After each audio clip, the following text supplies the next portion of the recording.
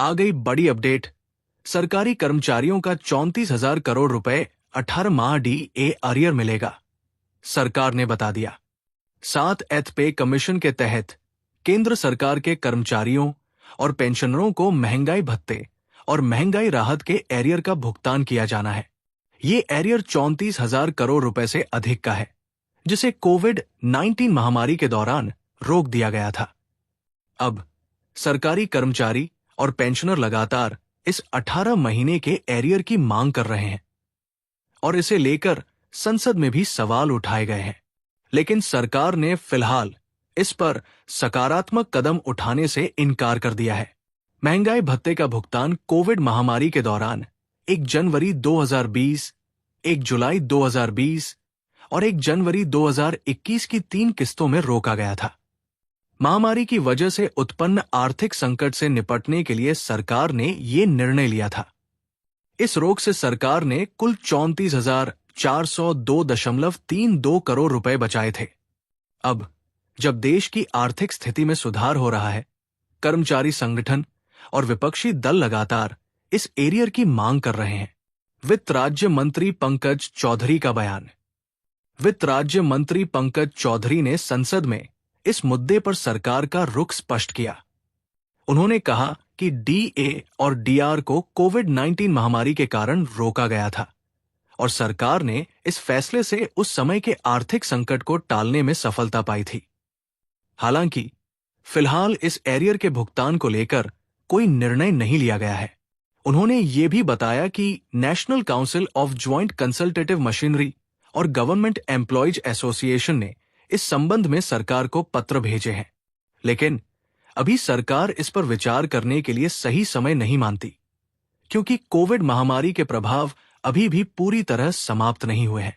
सरकार ने बचाए 34,402 करोड़ रुपए। महामारी के दौरान सरकार ने 3 किस्तों का भुगतान रोककर 34,402 करोड़ रुपए की राशि बचाई थी। ये फैसला उस समय की आर्थिक कठिनाइयों से निपटने के लिए लिया गया था। इस राशि का उपयोग सरकार ने महामारी के दौरान आर्थिक स्थिरता बनाए रखने के लिए किया था। हालांकि अब सरकार पर बढ़ते दबाव के बावजूद इस एरियर के भुगतान पर अभी तक कोई ठोस फैसला नहीं लिया गया है। केंद्रीय कर्मचारियों की नेशनल काउंसिल और अन्य संगठनों ने 18 महीने के एरियर की मांग को प्रमुखता से उठाया है। इस वर्ष जून में प्रधानमंत्री नरेंद्र मोदी के तीसरे कार्यकाल की शुरुआत के बाद कर्मचारियों ने अपनी मांगों को फिर से सरकार के समक्ष रखा। इसमें से एक प्रमुख मांग 18 महीने के एरियर से जुड़ी हुई है।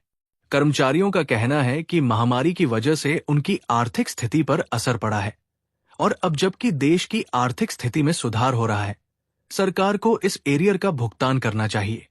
इस मुद्दे को संसद में भी उठाया गया है।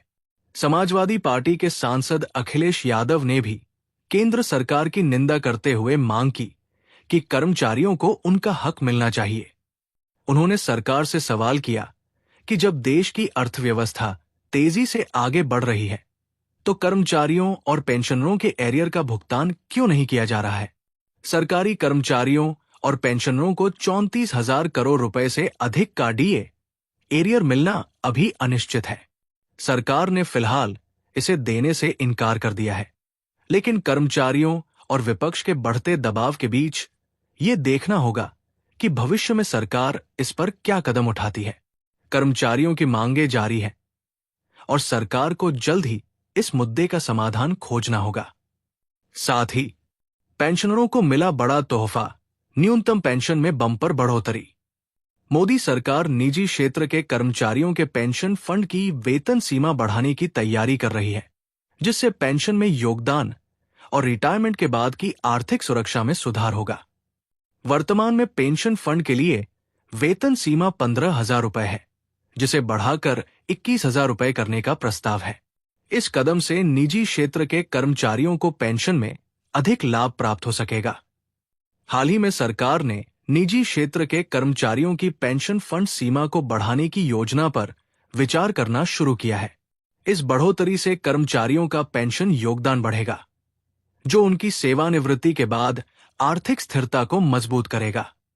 इस प्रस्ताव को ईपीएफओ और श्रम मंत्रालय द्वारा वित्त मंत्रालय को अप्रैल 2024 में भेजा गया था। यदि यह प्रस्ताव पारित होता है तो ये लाखों कर्मचारियों के लिए एक बड़ी राहत साबित होगी, खासकर उन कर्मचारियों के लिए जो वर्तमान में सीमित पेंशन लाभ पा रहे हैं।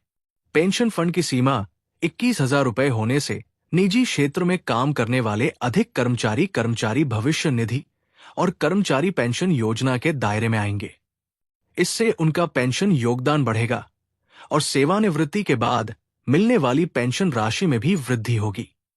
इससे कर्मचारियों को अपने रिटायरमेंट के बाद की आर्थिक स्थिति को बेहतर बनाए रखने में मदद मिलेगी। इस कदम का लाभ केवल अधिक पेंशन पाने तक सीमित नहीं रहेगा, बल्कि इससे कर्मचारियों को एक स्थायी और सुरक्षित भविष्य की उम्मीद भी मिलेगी। ये उन लाखों कर्मचारियों के लिए एक महत्वपूर्ण सुधार होगा जो अपनी सेवानिवृत्ति के बाद आर्थिक सुरक्षा की चिंता करते हैं। इसके साथ ही 24 अगस्त 2024 को मोदी सरकार ने केंद्रीय कर्मचारियों के लिए यूनिफाइड पेंशन स्कीम को मंजूरी दी है।